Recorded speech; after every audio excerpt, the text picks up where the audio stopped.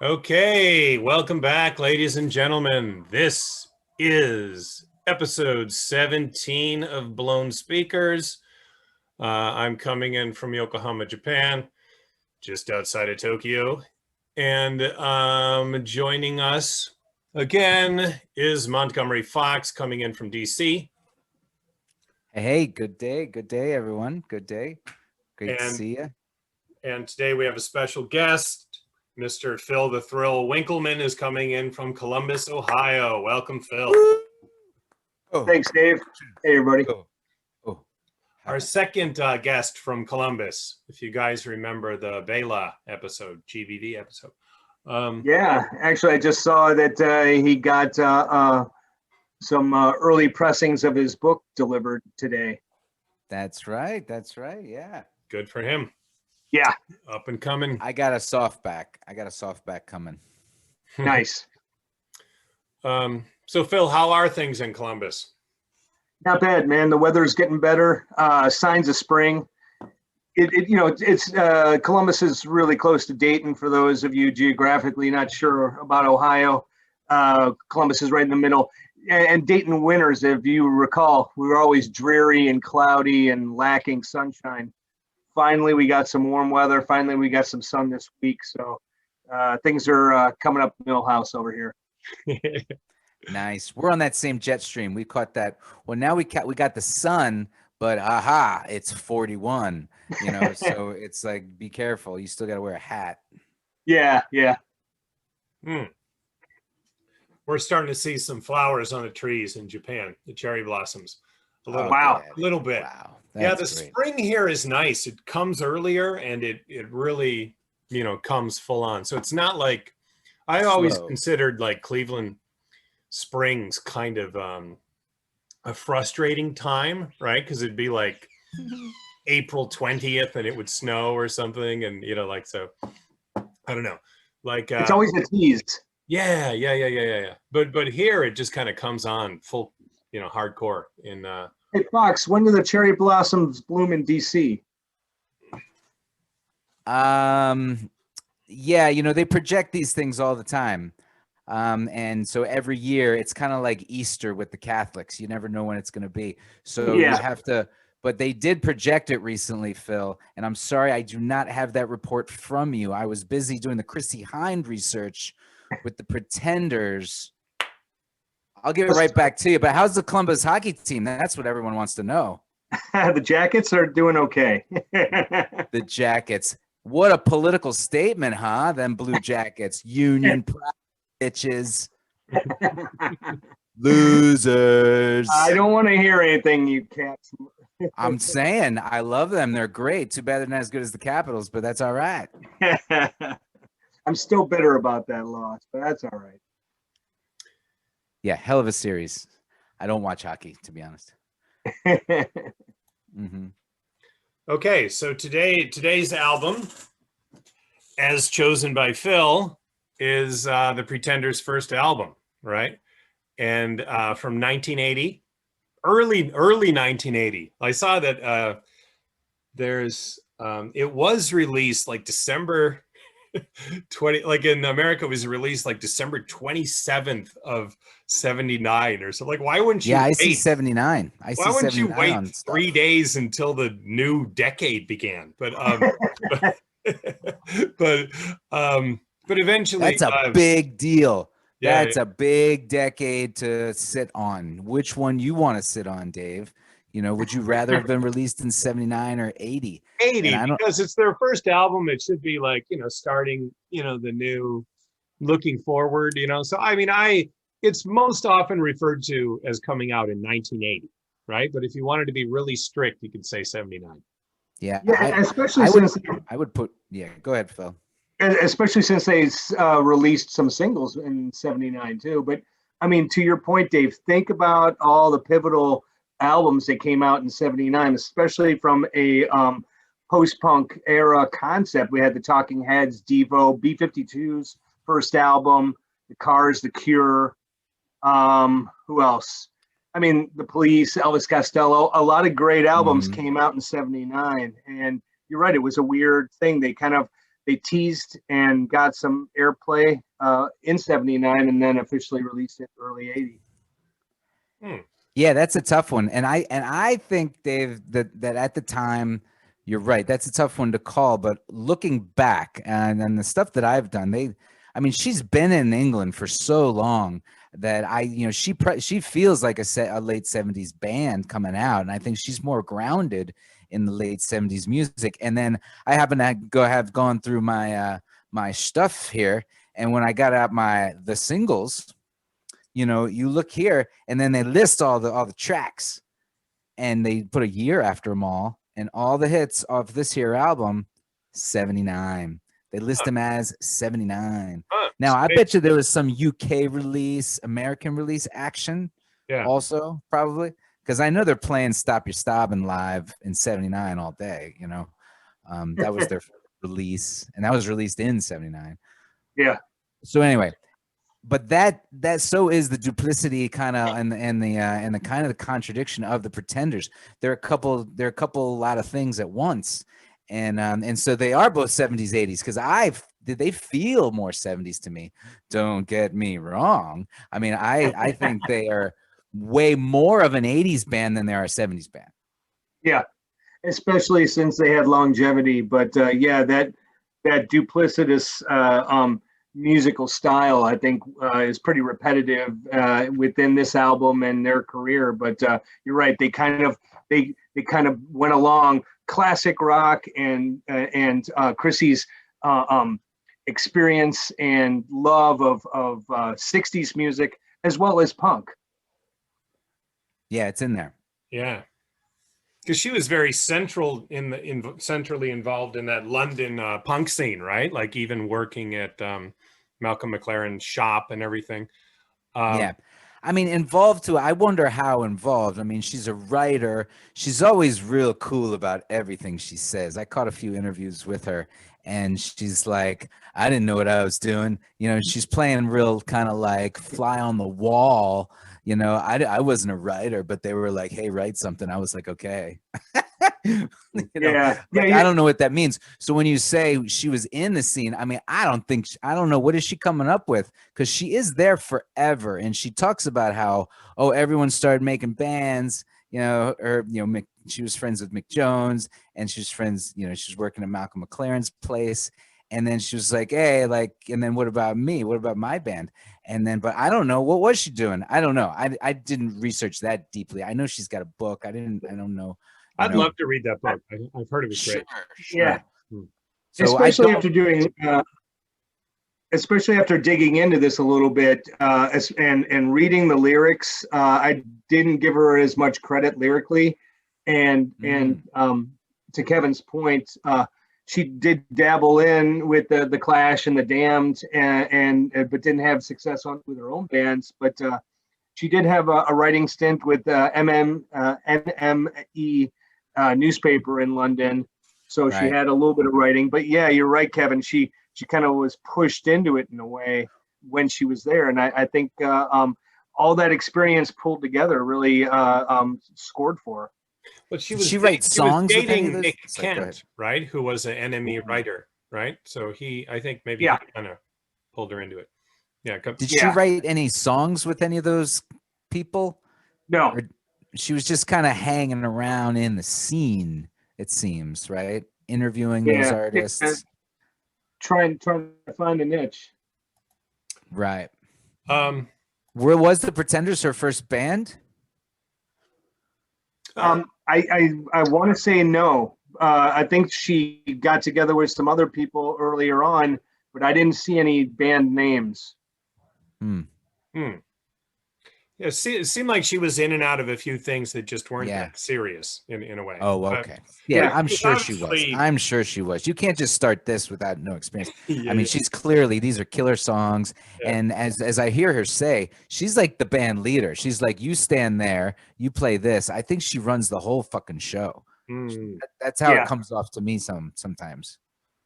And she did a stint in Cleveland where she played in some bands, specifically Mr. Stress Blues Band. So there were bands that she was in, but it just never either clicked or I think to your point, Kent Kevin, State. She did that in the 60s, 70s in Kent State. No. She went to Cleveland in 75, 75. Yeah, she went back to Cleveland and then back to London again, right? So it was like Kent, London, Cleveland, London. Exactly. Oh. So London and Cleveland, she tried to get into bands, try to find that niche. Right. And to your point, Kevin, I think that she kind of got pushed into or realized that writing her own songs was the way to go eventually. Mm-hmm. Phil, would you like to introduce the band members here? Yeah, I'd be happy to.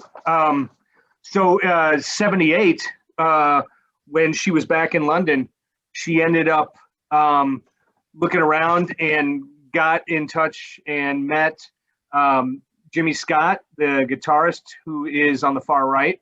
Mm-hmm. Right next to him is Martin Chambers, the drummer. They picked him up later on, but then Chrissy, and then the bass player is Pete Farden. So Farden. Mm-hmm. And so Jimmy and Pete hooked up with Chrissy first, but then like half a year later, they had a different drummer initially when they cut their first song, "Stop Your Sobbing," but then later on they got Martin on board. And this is considered the classic lineup, right? These four, and they were together for 2 albums, right? Just the debut and then Pretenders 2. Yes. In 81 or so. Okay. There's just another cool picture of them. You can see the hairstyles. Nice. Check out. I always thought it was funny. Check out Martin's sideburn. It's getting really close to his mouth. Yeah. It got about a half inch to the end of his lips eventually. I thought that was a funny look. Yeah, let me see if I can do. There we go. I remember that. Even when I was a little kid, I remember being like delighted by his sideburns. Yeah. It's kind of like the spiders from Mars when the bass player started getting weird haircuts, Foxy. Yeah, exactly. They've got that. They're going for that greasy bouffant thing, but then the guy on the left looks like he's in the Strokes or something, I guess. Yeah, it does. That's James. Honeyman Scott. Oh, honey boy, there's your papa there. Look at that. James Scott, father of Honey Boy. So this is also a picture. Cool. Picture from 1980. I'm glad that Chrissy's not wearing her mesh gloves in that photo. I don't know who conned her into it. She's got a great, I love this band. This band's got a fun style that I think is brave and sometimes doesn't hit. It just doesn't. And then she kind of admits it. I caught her saying on one interview that they weren't really digging they came out right when MTV's breaking and these videos. And she was like, we didn't like the MTV videos. We didn't like the camera in our face. So I don't know. They were just always kind of awkward with that, but they're always like funny. They got a little British Beatley humor to them sometimes. But then again, she's got the Michael Jackson jacket on. That's fun. That's weird. Before Michael Jackson, right? This is 80. She's thrilling before he is. Look at that. Yeah, his first solo album was 79. Yeah, it's almost a beaded jacket. Yeah, without the zippers. You can see Pete on the left. He loves Triumph motorcycles, and they got a badass look to them. But the album cover itself is I think it's classic. It kind of reminds me of the Blondie look, but it just shows that they're a badass band and they back it up. And then at the same time, they're all different. Like none of them have the same sort of style going. Yet they're all the same. And I think she mentioned that because she's more punk. They were coming in with some of the poppier sensibilities. So the guitarist was a little more poppier, she said. Yeah. Yeah, just for those who don't know out there, yeah, so Chrissy's the only American in the band, right? She's from Akron, Ohio, and the three other guys are all British, right? They're all from the same part of England too, yeah. Okay. None, they're not Australian. There's no Australians in the band. I got confused at one point. I thought one of them was from Australia. So she, right in the, must have been very late 70s, late 60s, early 70s, was a student at Kent State in the art department, as was Mark Mothersbaugh from Devo. So they were in a band together for a short time. Oh, that's right. One other interesting thing, Dave, one of the 4 kids that were shot and killed at Kent State was her friend. Yeah, I read that. And Joe Walsh was there at that time too. So yeah, I thought it was interesting. I don't know, 2 or 3 years ago, I listened to a long interview with Mark Mothersbaugh, the Mark Maron podcast, WTF. I listened to the Mothersbaugh interview and the Joe Walsh interview, and they both talked about the shooting at Kent State. And they talked about how like Kent was such a rocking place up to then. Like they were saying it was turning into like the San Francisco of Ohio. Like it was just a mind-blowingly great scene, right? Yeah. And then after the shooting happened, it just all died. I mean, is how Mothersbaugh described it. So yeah, I'd recommend those interviews. Go ahead. You laugh, Montgomery, but look at what Dayton had. I mean, Dayton was a shit small town too, man. They just generated some amazing music. No, the Greater Akron Music Awards deserve more recognition, and no, Honey Boy's right, and yeah, Walsh and those guys would talk about it. They'd live up there for a whole year just gigging around. There were enough bars and places to play. It was the college scene, and then the proximity to Cleveland, everything. There was a circuit. It was hot, it was really hot. Think how that would have changed our lives, though, if Kent really did become like like the San Francisco, like if it continued to be that cool, what would it have been like in the late 80s? Or I know. But well, I mean, and same thing with Dayton. They were on the cusp. There were a lot of articles talking about how that there was going to be the next Seattle. Mm-hmm. So yeah, you're right. That would have been cool if Kent State blew up musically. Yeah.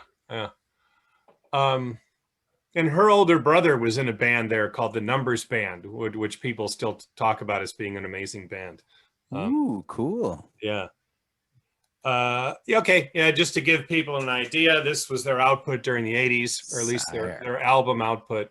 Yeah. So you can see this was their debut album, and it's widely considered to be the place to start with the Pretenders, right? I mean, you should definitely start with this album, I'd say. Many people would say. Or you could just get the greatest hits. Yeah. Sure, Fox. I'm kidding.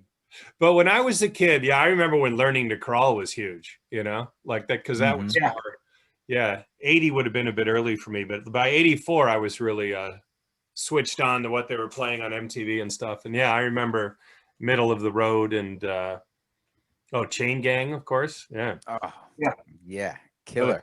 Now that's the big switch. That's the new band in 84, right? Yeah. After 2 of the members had died. The new lineup, yeah. Well, I guess we should get into that now, just how, all right, so this is the original 4. They put out 2 very successful, highly acclaimed albums, and then tragedy struck. Phil, would you like to explain? Yeah, June of 82. So Pete or Jimmy, Pete there and Jimmy on the far left, the guitarist and really gifted guitarist and great bass player. They were struggling with addiction, and in June they kicked Pete out of the band right there, and then 2 days later on the left, Jimmy died, and then Pete followed. Related, like an overdose? I forget. Oh. Yeah. Both of them were struggling with heroin. And so then later on that year, Pete also passed away because of an overdose. So it was a really incredibly tough time losing that complete backbone of the band. So for her to find incredible musicians equally, if not better than them, and to come back with a third album comparably strong to their first album is a tribute to Chrissy and her songwriting and her just being a badass. Yeah, well said, well said. And rest in peace, those band members. I mean, the addiction is real. It's knocking down everybody.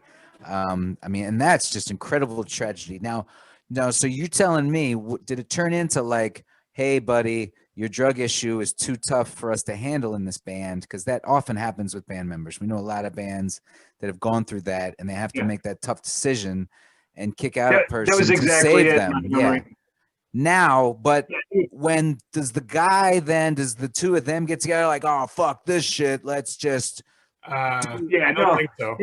No, it was like a Sid Barrett, Brian Jones kind of thing. It got in the way of the band. It became an issue. Sure. I'm asking really the particulars of the two deaths. If the connection between getting kicked out, the one guy dying, did the other guy die related to the kick out? Fox, it's confusing, right? So So Pete is kicked out because of his heroin use, and I think Jimmy even might have forced the issue a bit. Phil, is that right?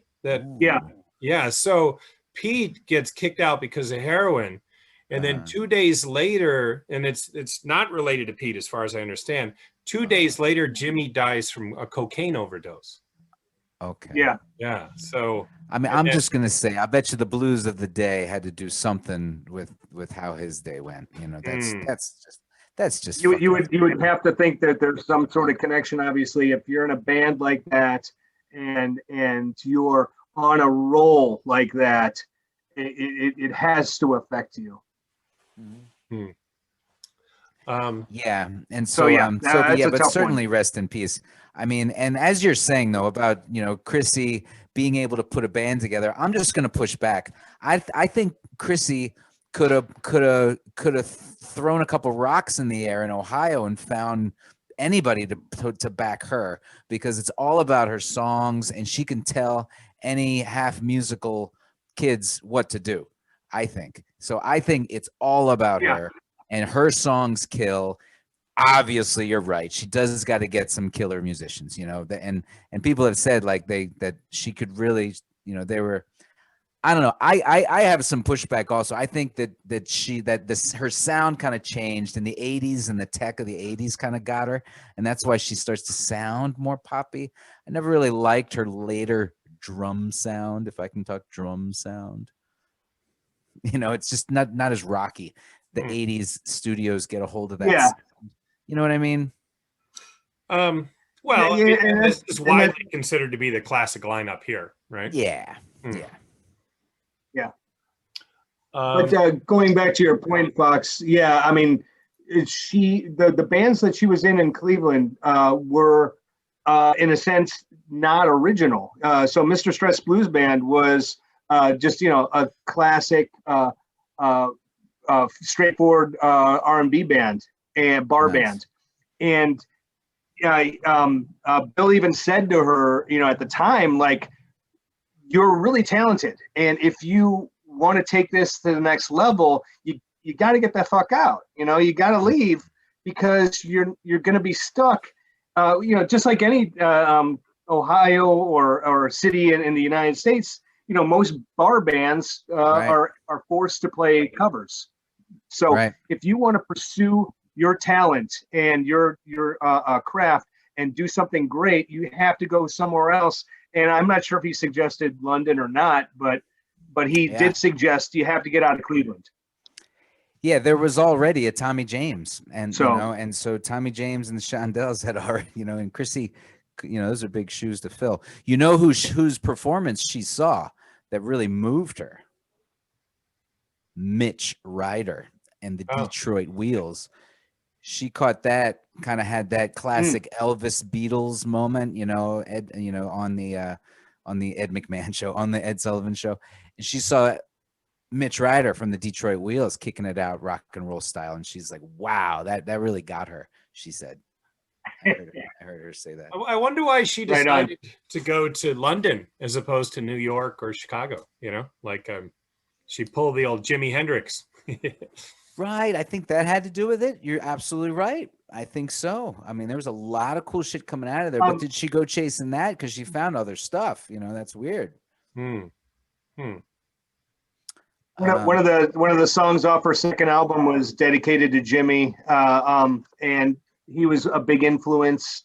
I'm not sure that's why she did that, but I think musically the vibe was a little bit different. But you're right; she could have probably caught the same vibe, different vibe in New York. I'm not sure why London. Yeah, I mean, London's hot. I mean, late '60s with the Stones. I mean, London's been, yeah, it's the hottest it's been since the Industrial Revolution in the late '60s. You know, I mean, no one, yeah, it was pretty sleepy and got awful throughout the 1900s. When she got back in late 75, 76, Malcolm Shop Sex on Kings Road, the boutique with Vivienne Westwood, the designer, that was the epicenter of punk rock. Right. I mean, Lydon would always be there, and Jones and all the guys. So that was the microcosm that she got back into. So she had already been there a little bit earlier, got a good taste for it. I think really fell in love with the city, I believe she said.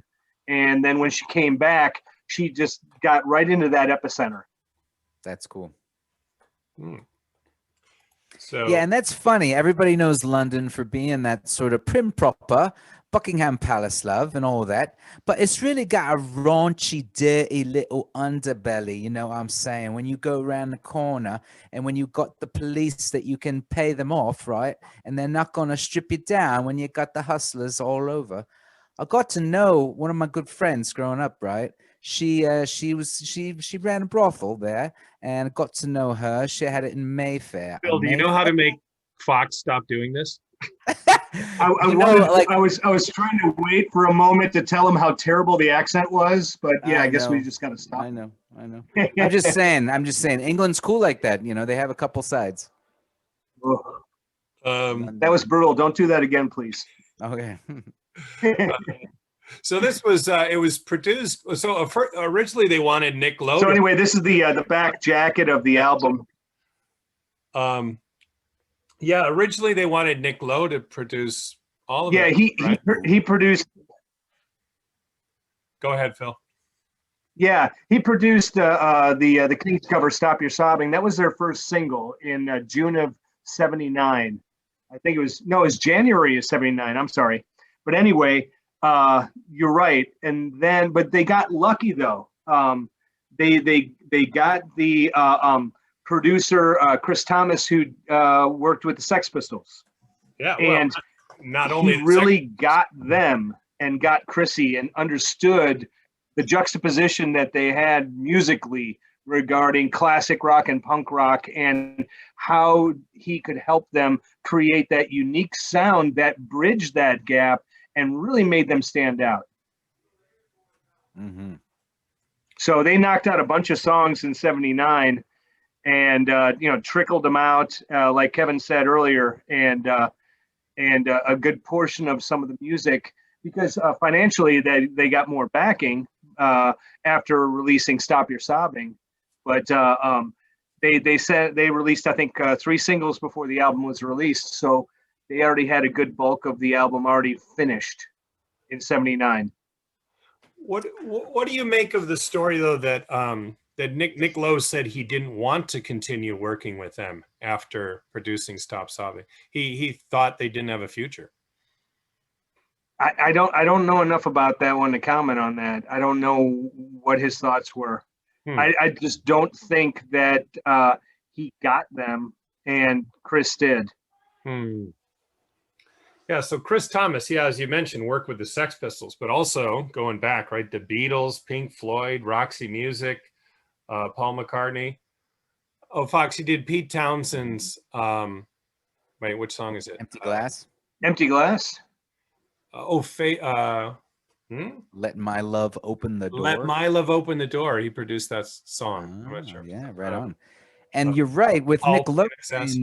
I mean, at this point, I love Nick Lowe. He's great. He does get a little hotty toddy after a few years of super hits, and like everybody's coming at him. So I think he at some point he is like yes, no, and he just I think can't chase and work with everybody. There's only so much time. So I don't know if he ever thought like, it just wasn't his choice, I guess, to work with them because he was working a lot of people by this time. Well, things worked out okay for everyone involved, it seems. Oh yeah. And you do get to put Nick Lowe's name on the album, which is fun. Yeah. It does say 79 down here, guys. This is a track listing. We're gonna get more into that in a second. Only because again, I think because it was a single, and you released the single first. There goes the single, and it's without the rest of the boys, the rest of the songs, and the single's out there. And wasn't it released like single first? And so then other songs, maybe singles, and then you get the album. So I'm not sure how that works. Do it differently back in the day, you get the 45s. Oh, here's what you mentioned, Phil, about play this album loud. Yeah, it's fun. Has a long. Yeah, I always thought that reminded me of the film The Last Waltz. So how exactly does it remind you of that? Oh, in the beginning of The Last Waltz, the movie, I forgot what it says before that. It's as the film starts up and you can hear the crowd, and it says something else, but then it says play this movie loud, turn it up, kind of thing. So, both of those knock it out of the park. So, rightfully so, it should be played loud, especially this album. Is it an especially long album? I mean, it's 12 songs. It's 47 minutes. Yeah, no. 47. Okay, it's longer than, but no, I don't think that's especially long. I think they're just being funny. I think they're trying to be funny. Maybe she was commenting on punk too, right? Because the punk albums are short. Yeah, it's definitely a punk album in their own way.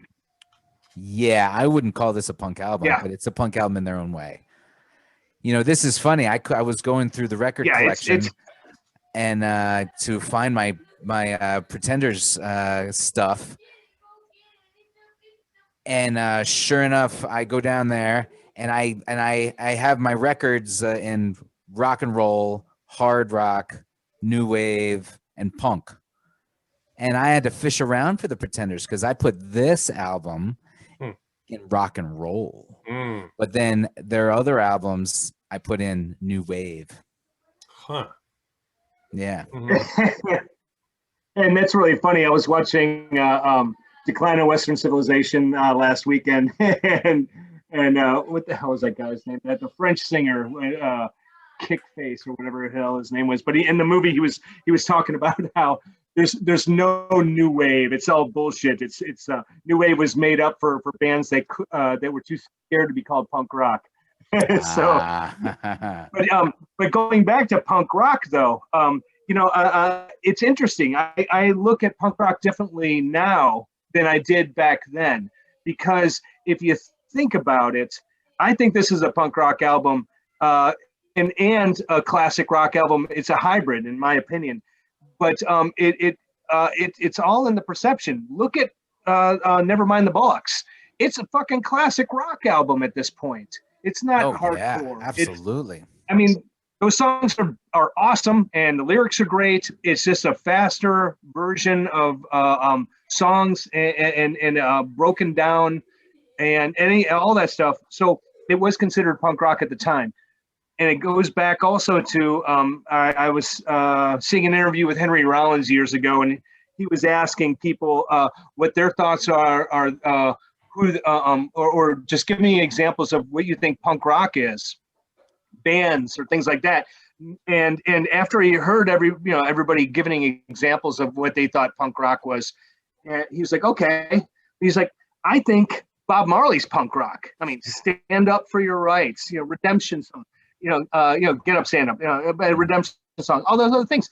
You can see that as punk rock. So I look at punk rock more now as an attitude and a message, not just it being a faster tempo or two chords and a hard power pop. Yeah. I absolutely hear you. And I have to agree. So I think Chrissie Hynde is punk rock. Like that's without a doubt. Yeah, there you go. And that's why I wanted. That's why I wanted to get across. I think that she is punk rock. The Pretenders and this album can be considered punk rock, but I think the brilliance of the Sex Pistols and the brilliance of this album is that they had that, but they also bridged the gap. They were able to tie in a little bit of reggae and classic rock and her influences in the 60s and make it their own sound. And few bands, Guided by Voices, I think The Jam and other bands were able to do that. And the Pretenders, I think, did a really great job of being able to take something and make it their own and make it unique. Yeah. Here. Yeah, and again, it's her. She's and it's her songwriting.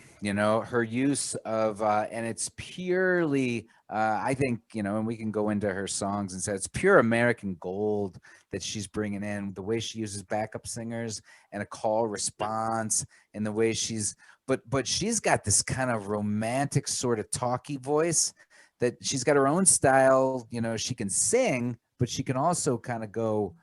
Do that talky thing, before others were doing it. Yeah, that's what makes, you're right. And I think, she is the Pretenders, she's they're a band and everything. And she seemed to have that right away. Like she didn't have to work up to it. Like, track 1, debut album, she's already, kind of hitting you with that kind of talky style. Like her singing style seemed to be fully developed right then, Yeah. Brave. It's like, go ahead, Phil. It's like a punky scat rap hybrid. So you're right. It's not just singing. It's quick lyrically. Revisiting this album kind of reminded me of REM's not Reckoning. Early REM where lyrics were non-existent and kind of mumbling, and she kind of does a little bit of that. But you're right, though. It is kind of like a punky scat kind of thing. It's like her feeling. It's the feeling is more important than you understanding the words or getting it. Like she's coming over on you. You know what she's feeling to you. You might not know exactly what the lyrics are because she's hard to understand sometimes, too. That's for sure.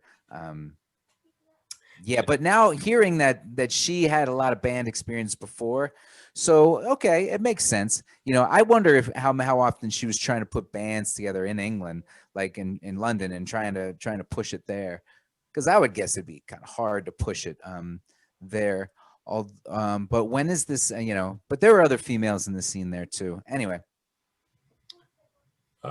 But think about, good point though. But think about what Jimmy said about London, and that it was different, and it was more open-minded, and they allowed him the chance to be himself. So I think the same thing transpired with Chrissie in the States, at least where she was at in Cleveland. She was in a stranglehold, and now she was given that opportunity. And real quick, another thought that was really interesting. Think about the Stones. Being forced. Think about the Beatles being forced to learn how to write music. Chrissie hadn't written music, I don't think, until then, and she knocks it out of the park. Yeah. So it's interesting how great bands didn't start off like great writers or things like that, but they were pushed into it and they excelled. And it's so brilliant and great to see that evolution. Absolutely. No one's pushing them into it. I mean, they did it for the dough, but they had. But there's the push. Yeah. If you want to succeed in original music, you got to do it. Yeah, and then it wasn't too far to just write different words to the same licks you just stole, and you can do that. And that's why Chrissy's great. She's the great American rocker that's making original licks, original stuff that just sounds like something you've always known. All of her songs are just there, and she uses great expressions. She uses everyday colloquial to just nail the feeling. And then, oh my God, wicked bass line, and now you're dancing. Shut the fuck up, you know. Yeah, really good point. She pulls in her experience and her love for classic rock and the 60s music and does it her own way with great hooks and great twists and influence of punk rock for sure. Do you think it's possible, like there's like a choppiness or a jerkiness to a lot of her songs? Like some of my favorite songs tend to have that. Oh yeah, which one's that? The phone call or up the neck? Phone call. The one that's like weight. A weird time signature. Yeah, like I really like. I mean, there's a lot going on in this album, but I love those. Really like when she gets into that choppiness and like what you're saying, kind of scat singing almost. Do you think it's possible she picked up some of that choppiness from her time with Mark Mothersbaugh? Because I mean, it's a little math rocky. You're right. Yeah. It is getting a little right. I mean, they got to count that shit out. That's not an easy song to sing or play. I know which one you're talking about. It's and all of them kind of go like that. I bet you they did. I mean that this staccato kind of playing is coming up. But I know exactly what you mean, right? And this drummer particular is a very a snappy drummer. He's really fast and very snappy.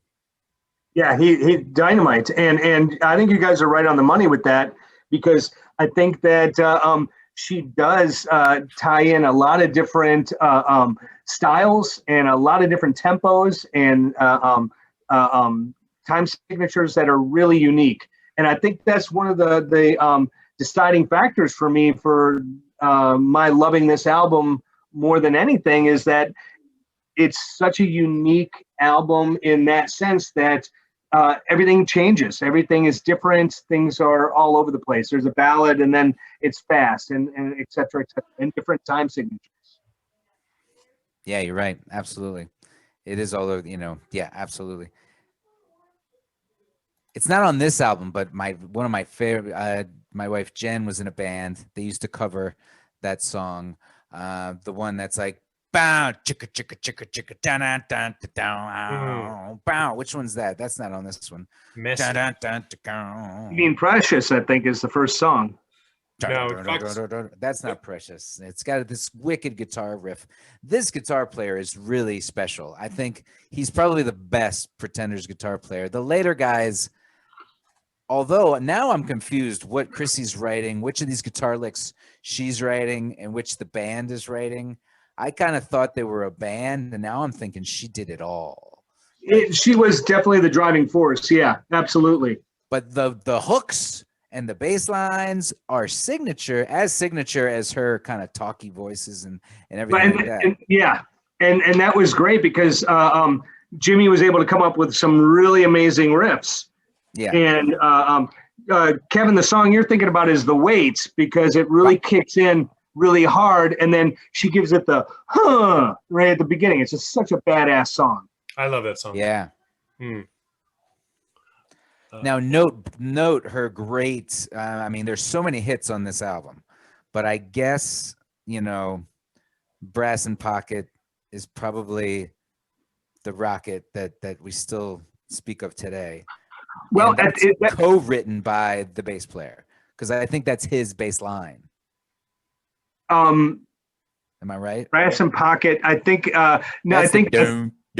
Yeah, no, it's got a heavy bass line, but that's I know what you're talking about, Fox. Jimmy started with a riff that she took and then made it into the song. I think that's what the story goes. Oh no, that's Ohio. That's the Ohio song. I'm sorry. No, but the Brass and Pocket. Yeah. I think he wrote that bass line. Yeah. So there was a guitar riff that Jimmy did for Brass and Pocket that Chrissy took and created the song for. Sweet.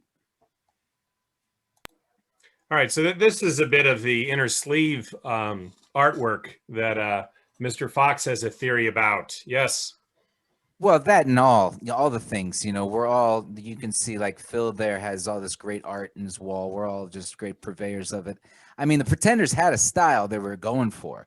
They're constantly with the like black and white, they're even throughout the years.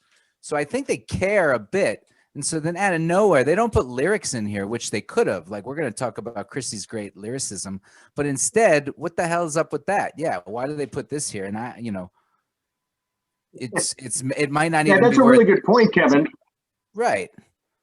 Is Chrissy like not cool enough? I think, and does she not want to put her lyrics out there?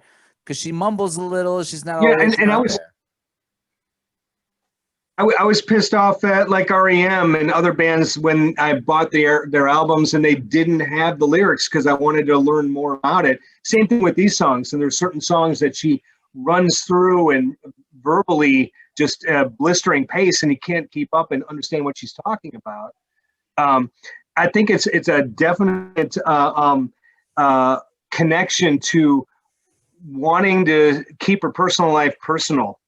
I think she didn't reveal a lot of stuff until 2015 when her autobiography came out.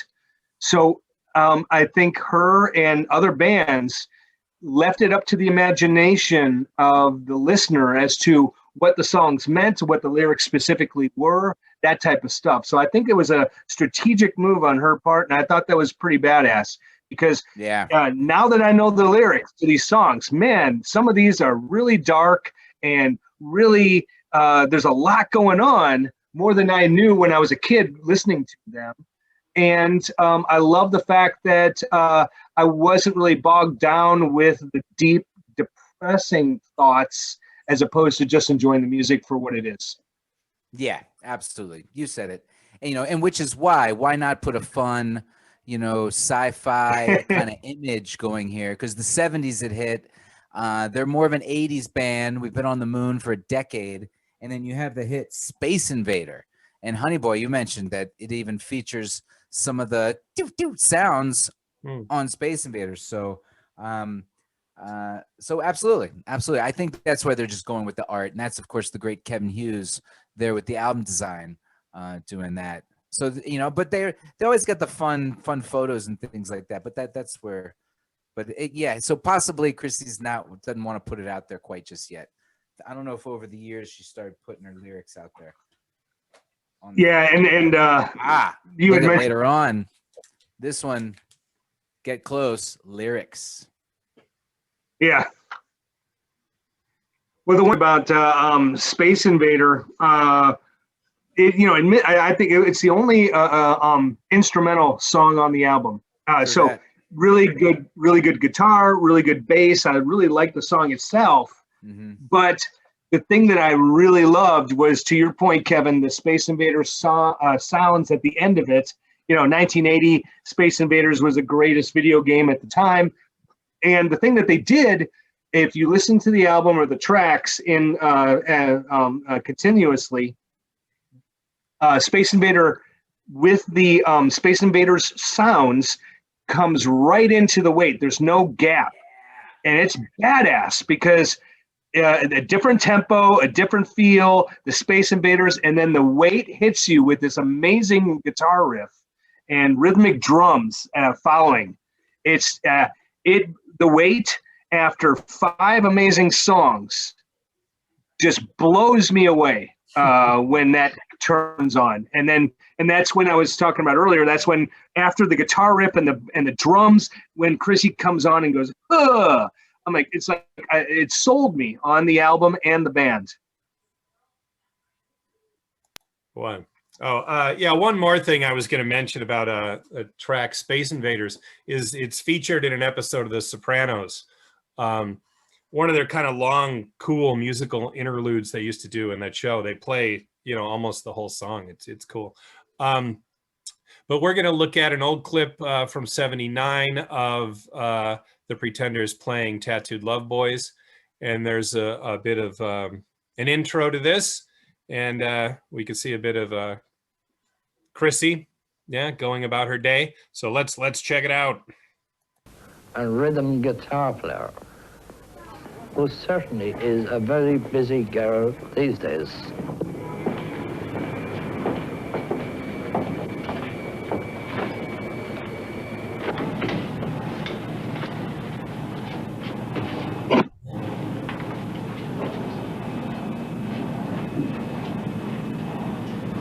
Fascinating, that. Japanese for where the hell is Akron? Always wanted to go there.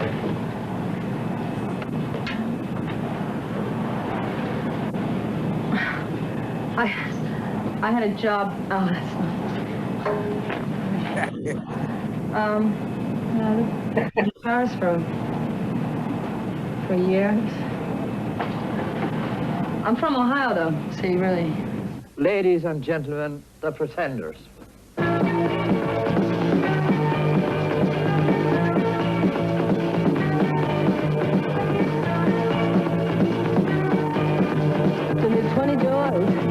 Around her heart's black and blue, but she love boys.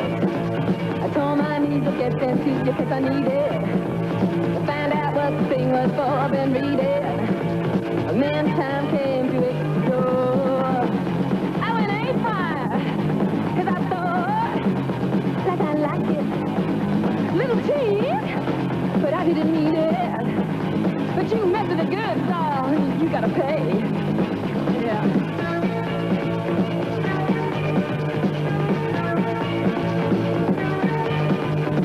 A good time was guaranteed for one and all. The tattoos, target practice in the hall while waiting for their number to get called out. I found out what it was about.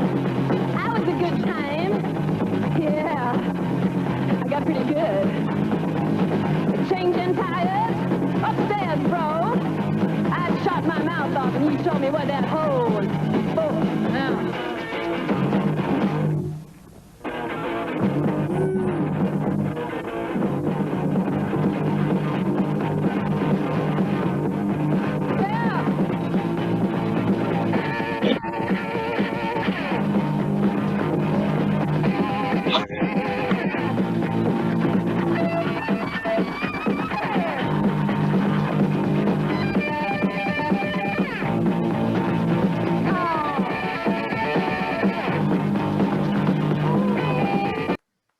Fantastic.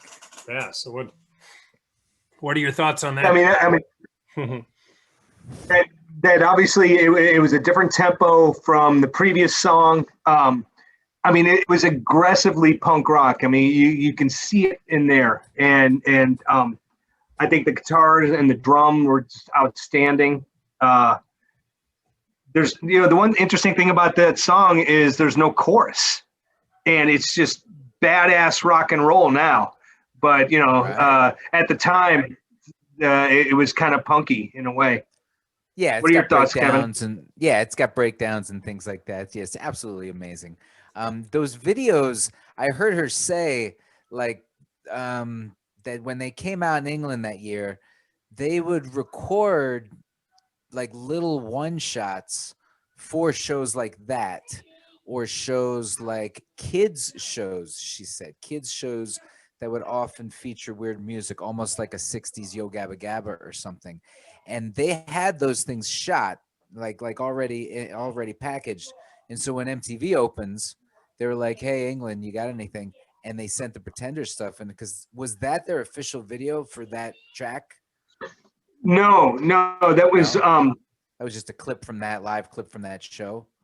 Yeah, an article I read with Chrissy about the MTV thing specifically, because MTV started, I want to say 81 or whatever. Yeah. But anyway, the video for Brass and Pocket was one that was really interesting because it was in a sense a female empowerment song in a way, but the video itself was her being a waitress and being subservient in a way. She wasn't the one like in a dominating role. So she always hated that. And then when MTV came around, the story was that most American bands didn't have videos. There was no reason to make a video, right? So they had to revert back to a lot of English shit that they already had. So Pretenders made a video in England at a cafe for Brass and Pocket, and they would play that, and that was really one of the things that got them launched into the United States, not just for the fact that the song is a really fun poppy song and very catchy with good hooks, but they already had a video made. Yeah.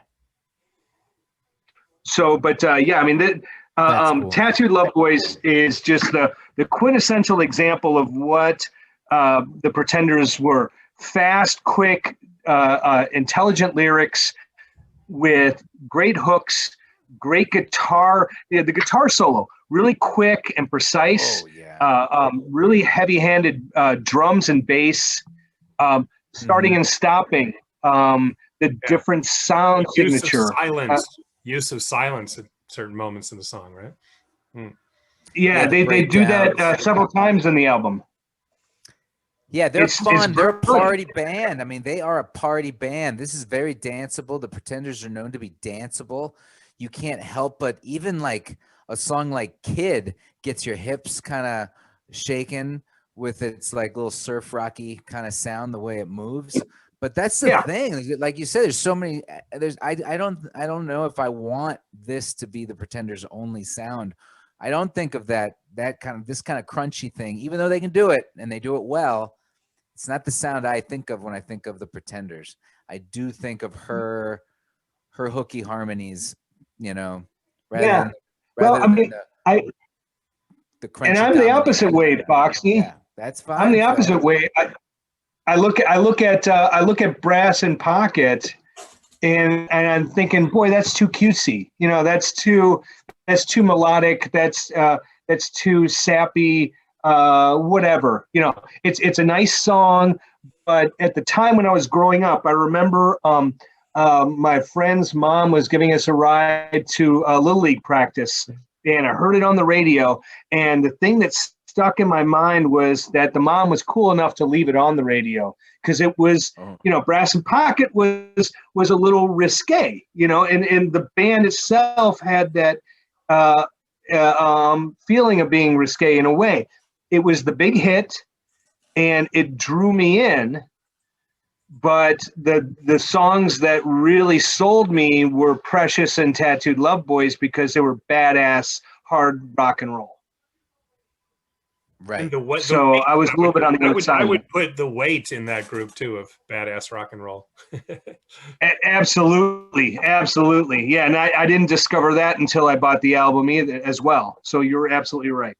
And for that argument, you could say the vast majority of the album is badass. So yeah, rather serious subject matter of Tattooed Love Boys, which has been discussed elsewhere, but we'll maybe leave that alone for now. Phil, you wanted to talk about some of the local references in the song Precious. Lyrically, local meaning the Cleveland area, right? Yeah, and you know, Kevin, you can grab a beer for this if you want, but Dave and I, since we're hardcore Cleveland fans, this is near and dear to our hearts. So growing up in Cleveland, hearing references to Cleveland just blew my mind. You know, especially with an amazing song like Precious. So she talks about the Cleveland Heat, Fifth and Euclid Avenue. These are things, and the Shoreway.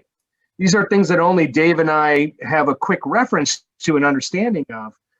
But just wanted to bring that up because there's a lot of great references to Cleveland, and it ties into the city and musically when she talks about later on in the song, Howard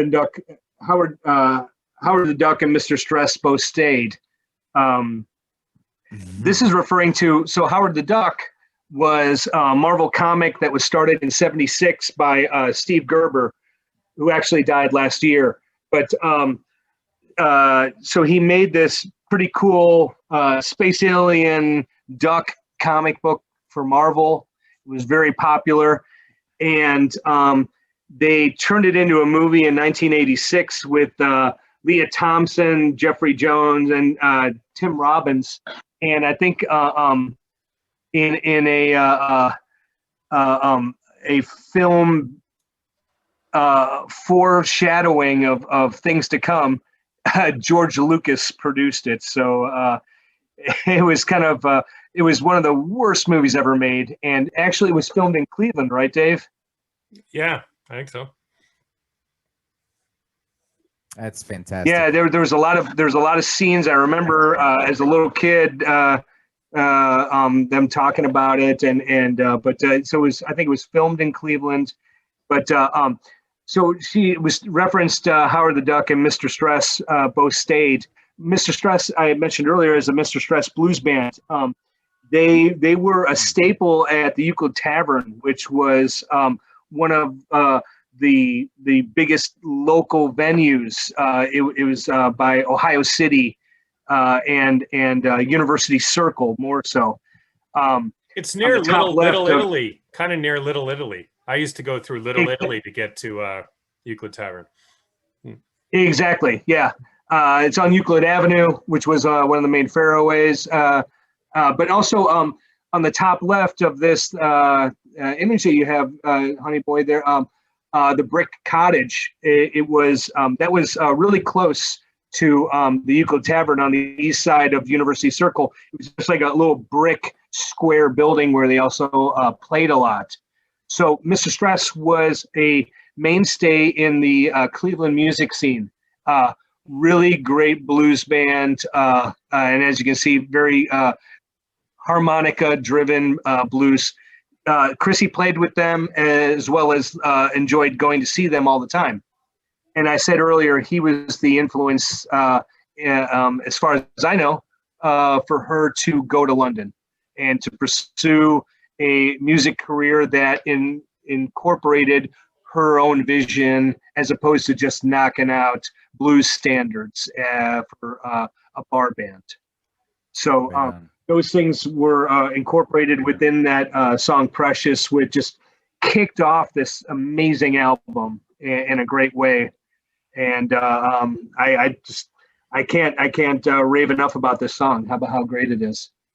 Yeah, she mentions Cleveland street names, right? Like East 55th and Euclid Avenue, and yeah, Howard the Duck and Mr. Stress. Wayne, can you explain exactly though, how did Mr. Stress influence her to go to England? Chrissy played with them briefly, and she was friends with them for a long time. So she would know them from playing at the Uke and at the Cottage. But what happened was that she was really into music, and he was kind of like mentoring her. And he was like, look, if you really want to pursue this dream of yours, you got to get the fuck out of Cleveland. And that kind of ties into another song that she has later on in the album. But so he kind of pushed her to go ahead and move. I'm not sure if he mentioned England specifically, but from what I read, that he was telling her to get out of Cleveland to be able to be creative and do her own thing. Because Para Ubu, right, another great Cleveland band, ended up in England and were able to have a long-term career. Oh, nice. I just wonder what how that factored in, because Chrissy must have known those guys to some. I know that David Thomas from Para Ubu mentions that he was a fan of her brother's band, the Numbers Band. He said, I'll always think of Chrissy as Terry's little sister. I think his name was Terry. So I don't know. I'm interested to learn more about when Para Ubu moved to England. Looking over the lyrics again real quick. this song, when I first heard it, you also hear bits and pieces of things, not just the Cleveland references, but early on, she said she referenced shit and bricks, and I was like, holy shit, she swore on a song, so that was kind of cool. And then later on, when she talked about and it kind of explained what happened to her, she's talked about now Howard the Duck and Mr. Stress both stayed trapped in a world they never made, but not me, baby, I'm too precious. And the looking at where you find the lyrics, the original lyrics were supposed to be I had to fuck off, meaning I had to split, but she kind of skipped over that and it ended up on the album ended up just being fuck off. And that was another really instrumental part of the song and the album, just her being a badass. And I think it says a lot about her and the band and the music that she made. Okay, well, yeah, I have a great reach around story. Just to continue on that Cleveland tip. So what I skip the reach around. I wish. No, trust me. I wish I would have. I was curious actually when when they after the Pretenders had the big success in London, like when they came home, what those first Cleveland shows were like, right? And they played at the Agora in the article one article I read was the 1980 show in Cleveland was the best the one person ever saw. Oh, really? Yeah. That was the only reference I saw of that. Yeah, I was hoping to find like an old Plain Dealer article or something, but anyways, yeah, they played 3 times that year in Cleveland, at least on St. Patrick's Day. Yeah, I've read a Scene magazine article. Oh, you have it. And then again in September, at the Agora on September 3rd, and then Cleveland Music Hall on the 7th. Okay, let me. If you'll, I had an anecdote about Chrissy's Cleveland-ness when. So I went to the show in '95, that big opening of the Rock Hall show with Chuck Berry and Little Richard and the Kinks and Aretha. I had a party in my living room. We had a party in our living room and watched it live. I think it was simulcast. You made to pay for it. So Chrissy was the only local act. Yeah, maybe. But if you remember, so that was September of '95, right? So it was September 2nd, '95. And it looked like if things were going to continue as they were going, it looked like the Indians, right, the Major League Baseball team, was going to make the playoffs for the first time in 41 years, right? And it looked like we had the division wrapped up, but we Sandy haven't. Alomar. Sandy was there. We hadn't clinched it yet, right? But there was still just feeling like I'm sure Phil can attest to, like the recent NFL playoffs, right? The Steelers game, even though we're up by 28 points, we still kind of think we're going to lose, right? But so it looked like the Indians were going to go to the playoffs, but to me, it just seemed like something was going to happen. Someone's going to get hurt. The wheels are going to fall off, right? And I just remember this moment when Chrissy took the stage in the old Cleveland Stadium, and look what she says as she takes the stage. It's awesome.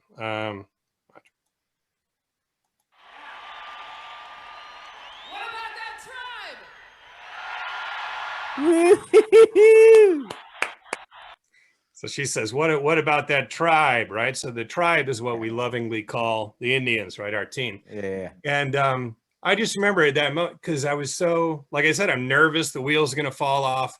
We're somehow going to fuck it up. We're not going to make the playoffs. But somehow when Chrissy came on stage and said that, and I was there, and it hit me like, this is real. We're actually going to go. Nice. And awesome. Yeah, 6 days later we clinched. She's the Susan Sarandon. She's your Susan Sarandon for sure. She took care of the Cleveland team well there. That's awesome. And then she rocked it out there. She wears the guitar so well. I'd love to talk about that. I'll put her against any guitar wearing gal that she swings it and wears it like a natural, you know. Oh my God. So good. The only female I think that could come close is Joan Jett. She wears well too. She's a badass as well. I mean, we could go, you know, yeah, absolutely, but just really swing, because it swings. She's got because she's got her own particular way. If you want to freeze that lick real quick, she's got the English low strap. She forces it low. She looks like, I mean, she's got almost like a Tom Petty kind of low. I mean, yeah, it's a beautiful powder blue Fender. Yeah, I heard. Yeah, awesome. Well, what immediately puts her in a higher league than Joan Jett is that she writes her own stuff and she masterminds it, right? Joan did a lot, but probably not as much, but a little more, you know, diverse catalog for sure. Yeah. I didn't mean to start a discussion about who's better. I just thought that she also looks like a badass. Yeah, absolutely. I'll put Chrissy up against any great songwriter, and it's no doubt that she goes ahead and starts hanging out with Ray Davies, like the other greatest songwriter of a generation. Like, of course, the two of them are going to just share quibs all day. Man, talk about the quintessential thing. You love 60s rock and roll. You have great respect for English music. You go over there, you are part of it, and you cover your idol song. And oh, by the way, you have a kid with them 4 years later. How badass is that? Yeah. And I only hope it was worth it. I mean, because I know this is a ups and downs kind of life she lived, man. Wow. Yeah. Well, you know, and going back to the lyrics and to your point, Foxy, about how the lyrics aren't on the sleeve, and I always get pissed off too whenever I don't have the lyrics, because I always want to learn more about bands and find out why or what the songs were about and why they wrote them. But I'll tell you what, man, reading these just gives me a deeper appreciation for the shit she went through. And to your point, Dave, I want to read her biography now because she's such a badass, and the stuff that she experienced sounds pretty intense. Yeah, I'd love to. Was she dating one of these guys in the first band? Did she ever date? Did they ever? I forget. What's that? Did she date any of the original? What was the question? Did she date any of them? I don't think so. Maybe her in the basement. No, I don't think she pulled a Fleetwood Mac. No. Okay, so that never happened with her bands. It was just I don't think so. Other musicians and stuff like that. Okay. What were you gonna say, honey? I saw an interview from '79 that when she was interviewed, she was talking about how she stayed at home and watched movies, and there was a great movie on TV last night, that kind of thing. So she was so driven and so focused. I think she steered away from everything, and luckily, based on what happened to Jimmy and the bass player, Pete. Yeah, she never really. Thank you. I mean, I assume that she definitely dabbled in drugs and alcohol, but never went hard. You know what I mean? But I don't think she was like sober or anything. Did she ever go through anything? I don't know. No. We'll have to read the book. And she was a chain smoker. Smoker. Yeah. That voice. Yeah, you need that voice. God, that voice. I was just gonna say, my friend Jake read that book. He says it's great. Yeah. So I mean, I would consider that my next rock book I would read would probably be Chrissy's biography. Yeah. I'd like to. Yeah. I'd like to for sure.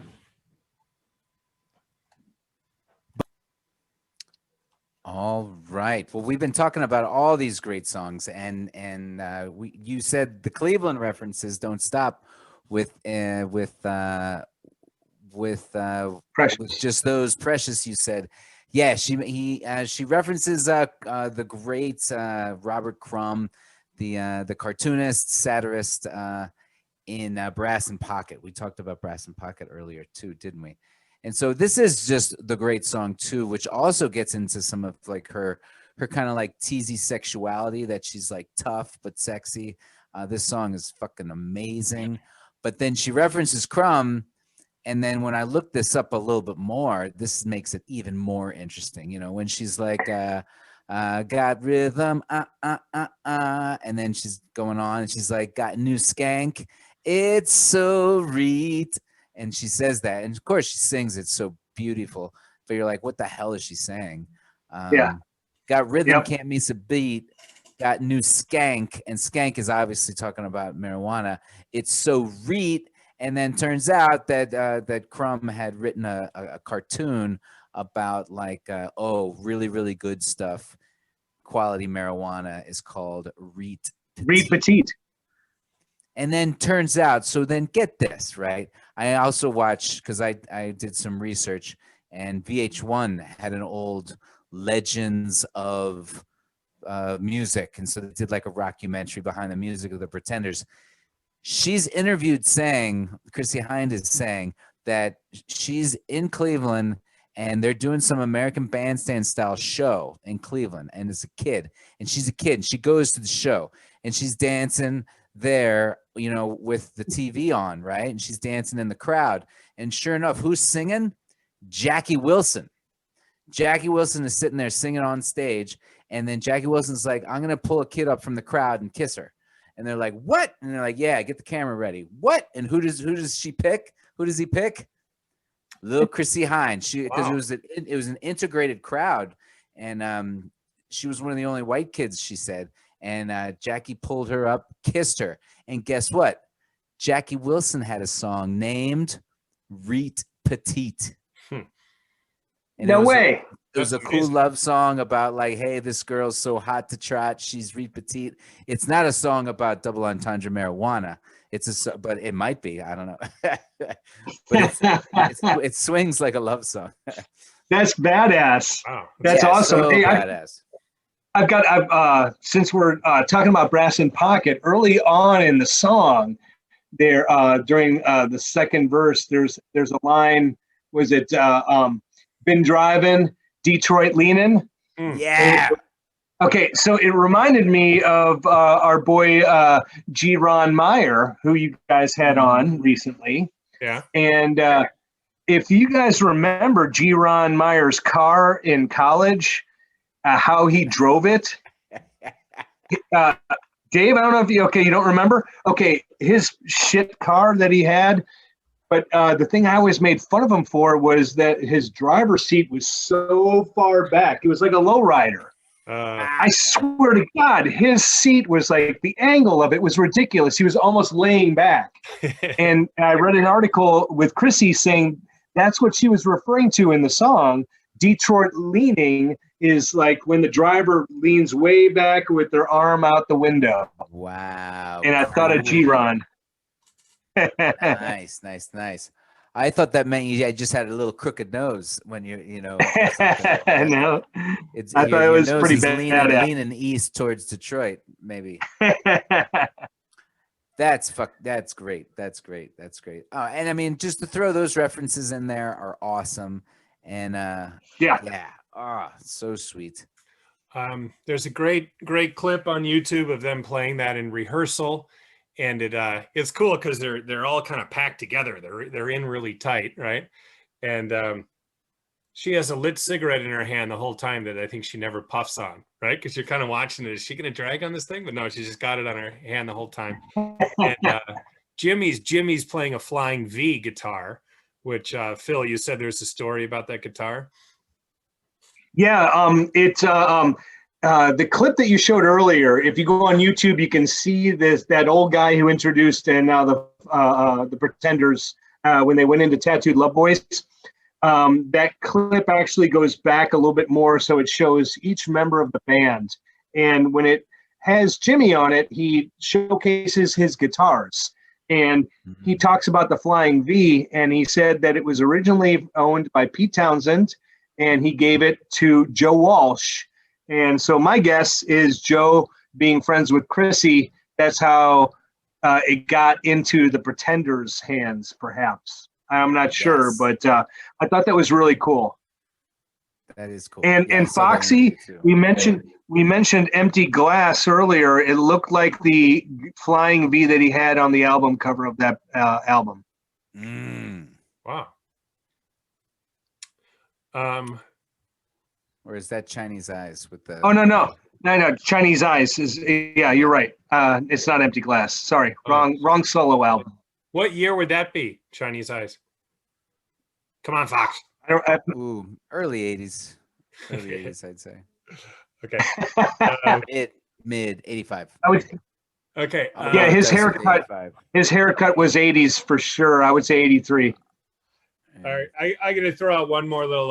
All the best cowboys do have Chinese eyes, but yeah, her, her songwriting is great on this, but she's it is more rockin'. It's so fun to know their career after this album. If I only knew them from this album, I'd be like, wow, great album. But knowing everything else she wrote, you realize what more she's got in her, beyond just rock and roll songs. Because you're right. She, So I was going to mention that Grace Jones covered Private Life just a few months after it was. So this came out the album came out in January of 1980. And I think Grace Jones's version of it came out, I want to say 6 months later. And it was a hit. It was like a top 20 hit. Yeah. Nice. So she's making a lot of money, Chrissy Hynde, right away too, I bet. And Brass in Pocket was #1, right? It was a #1 song. So right out of the gate. So yeah, that was their one and only #1. Chinese Eyes was 1982. And but yeah, you're right. Regarding Chrissy and that stuff. I totally agree with you on that. One more thing I wanted to say, just in songs like The Phone Call, Space Invader, to some degree The Wait, I see sort of a precursor to Brainiac, right? Another great Ohio band.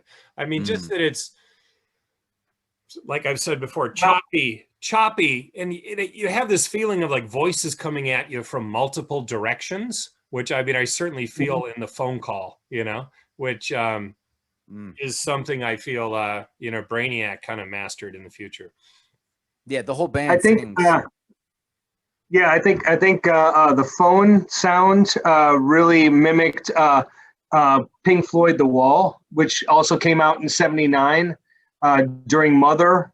It was the same English busy signal, and they also had a phone ringing in the Brainiac Bonsai Superstar, and you had Lo-Fi Bry on a couple months ago talking about Bonsai, and we were at that party when we were listening to that cassette tape that Timmy gave Lo-Fi, and I just remember wigging out when that phone rang because it was the same phone sound as my phone at the time, So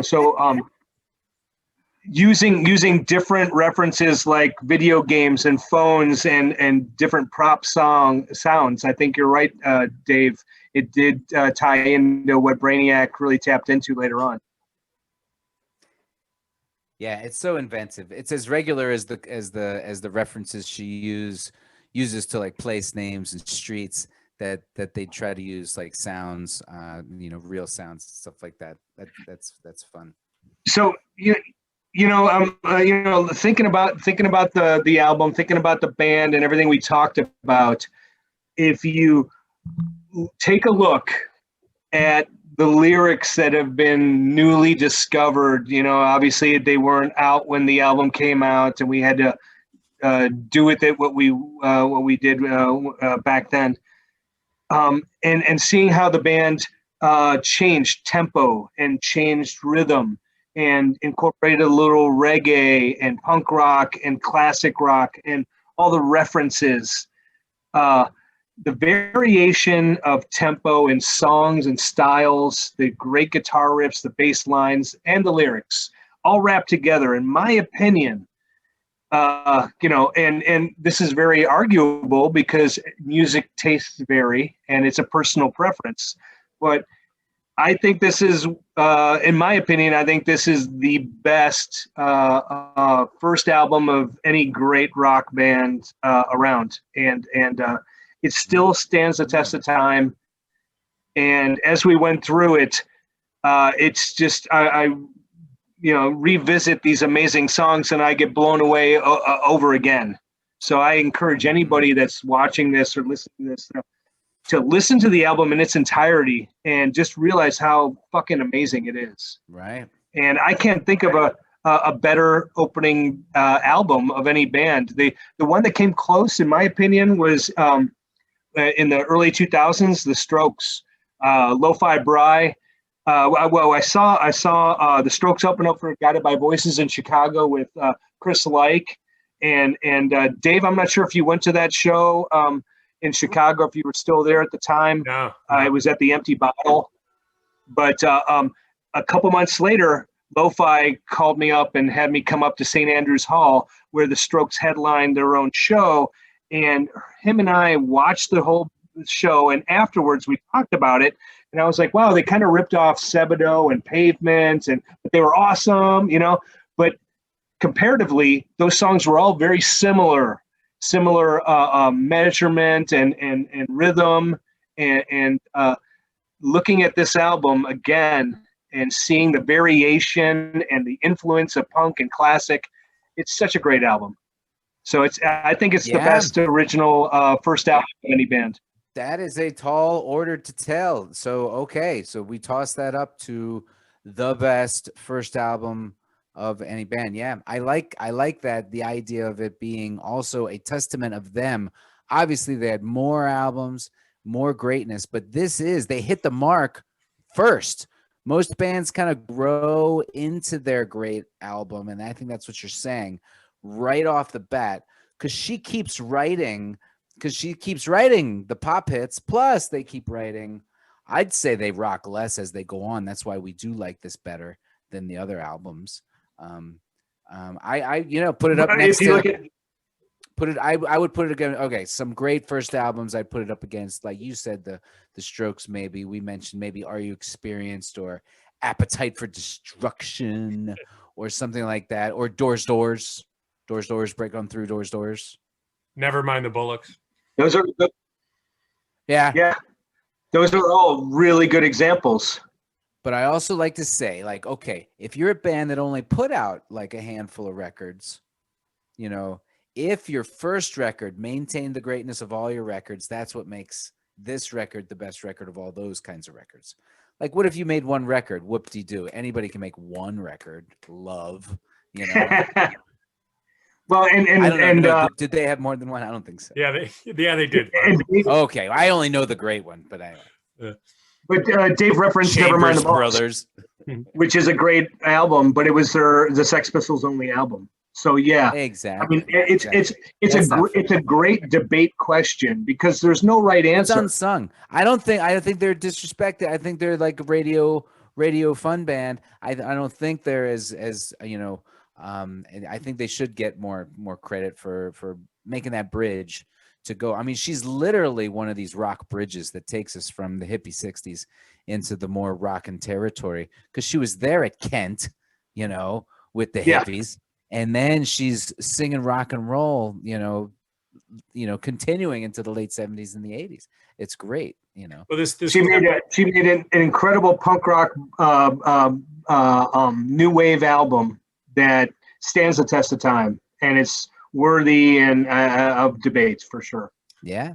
A clip I'm going to play going out, I think, has a little graphic comes up with Chrissy's confession, her secret confession, and it says something like, "I love flower power."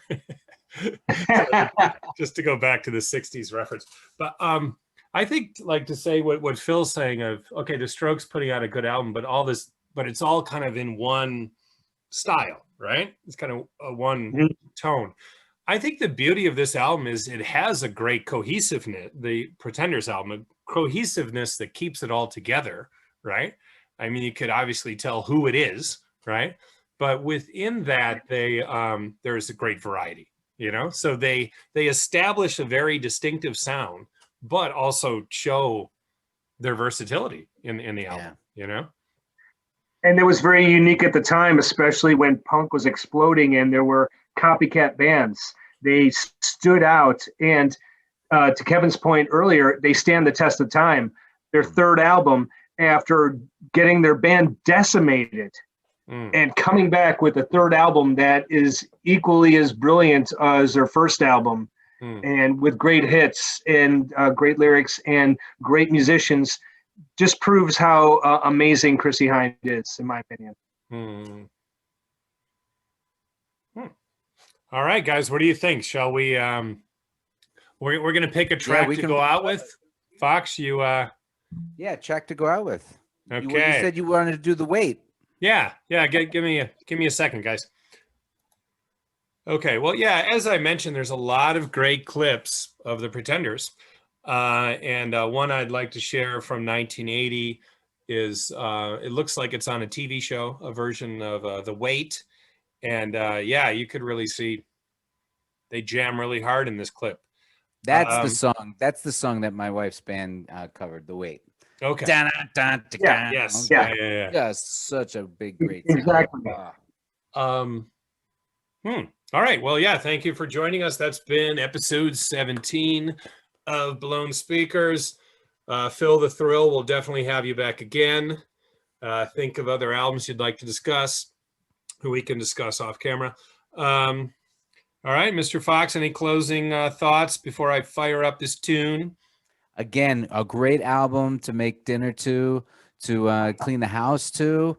This stuff is just so golden, so golden. It's great. It's great. And I used to have this jacket. I used to have that jacket. Good night, folks.